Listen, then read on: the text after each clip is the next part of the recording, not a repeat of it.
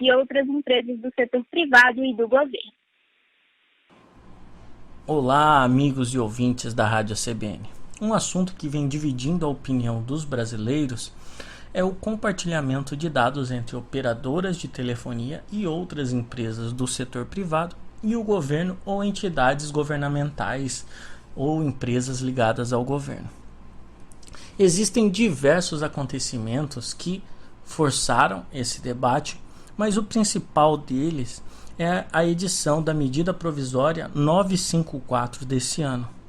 Essa MP forçava que operadoras de telefonia compartilhassem dados como nome, número de telefone, endereço e outros metadados de todos os seus clientes, sejam eles pessoas físicas ou pessoas jurídicas, com o IBGE, que é um órgão ligado ao governo federal. Dentre os que defendem esse tipo de medida, está a alegação de que esse tipo de compartilhamento é essencial para geração de pesquisas virtuais, pois uma vez que nossa sociedade está cada vez mais virtualizada ou utilizando o mundo virtual, a gente precisa desses insumos para gerar estatísticas que sejam relevantes para a nossa sociedade. E nesse contexto de isolamento social gerado pelas necessidades de enfrentamento à pandemia do novo coronavírus, taxas como ou estatísticas como a taxa de isolamento da população e até mesmo uma possível notificação em caso de contato com uma pessoa contaminada seria essencial para esse enfrentamento da pandemia.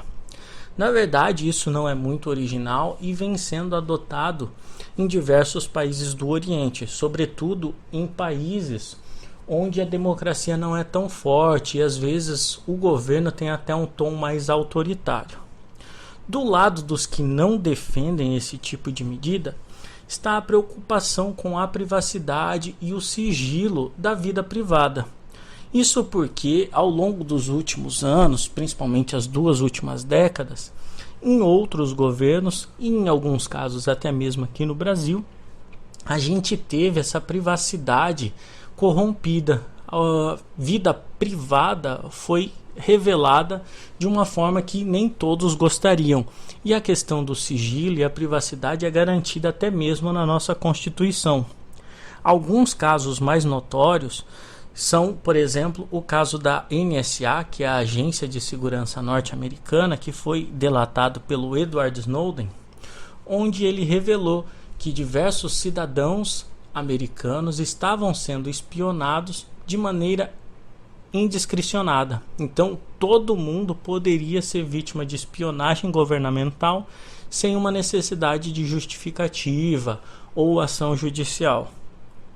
Um outro caso bem notório é o que foi delatado pelo Christopher Wylie, da utilização indevida dos dados do Facebook por meio da empresa Cambridge Analytica para enviesar, para gerar estratégias de campanha nas últimas campanhas eleitorais norte-americanas.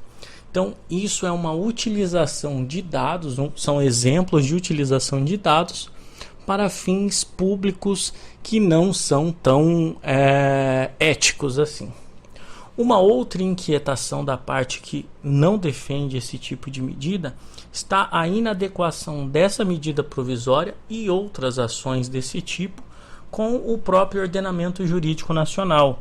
Porque no caso do Brasil, nós temos, além da privacidade garantida na Constituição, nós temos a Lei Geral de Proteção de Dados, que garante a privacidade, o anonimato e diversas outras primitivas de segurança em casos sensíveis, para dados sensíveis de pessoas físicas e pessoas jurídicas. Então, uma medida provisória ou outro tipo de medida que vai de encontro às próprias leis brasileiras.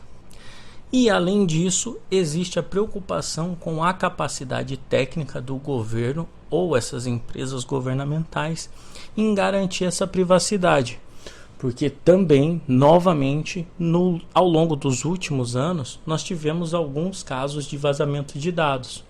Dados do Enem, dados do próprio IBGE, chegando ao absurdo de dados de declaração da Receita Federal que foram vazados ao longo dos últimos anos, chegando ao ponto de uma equipe de reportagem conseguir comprar esses dados na Santa Efigênia, que é um centro comercial da cidade de São Paulo.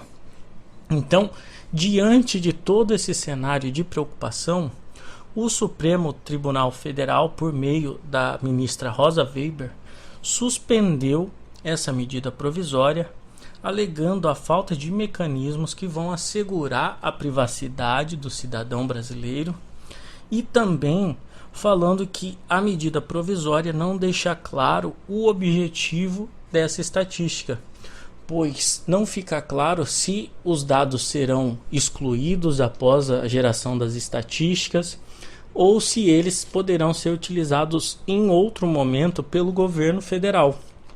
Porque uma vez o dado compartilhado, fica difícil garantir que aquele dado será utilizado simplesmente para um fim. Então a ministra também se preocupou com esse tipo de utilização. Porém, essa suspensão da medida provisória não inibe a utilização desse tipo de mecanismo pelos governos estaduais. O que vem acontecendo, por exemplo, no estado de São Paulo, pois lá a empresa Vivo continua cooperando com o governo do estado para gerar taxas de isolamento e outras estatísticas que o governo vem solicitando. Então cabe ao cidadão cobrar esclarecimento e vigiar esse tipo de utilização, porque algumas equipes de reportagem, por exemplo, a equipe do Intercept Brasil, publicou no último dia 13 uma reportagem onde eles conseguiam recuperar dados sensíveis de um cidadão a partir de uma cooperação feita entre o governo de um outro estado, aí no caso foi o Espírito Santo, e a empresa Vivo. Então, se eles conseguem fazer esse tipo de recuperação, o que impediria de fazer também nesse novo contexto? Então, se você tem esse tipo de preocupação ou gostaria de saber mais sobre isso, recomendo a leitura desse artigo e também que assista alguns documentários, como o documentário Privacidade Hackeada ou o documentário Sujeito a Termos e Condições, ou até mesmo procure outras fontes, porque a gente tem muita informação sobre esse tipo de compartilhamento que pode ser extremamente sensível em alguns cenários. Bem, gente, por hoje é só. Aqui foi mais uma vez Everton Andrade. Falo com vocês na próxima.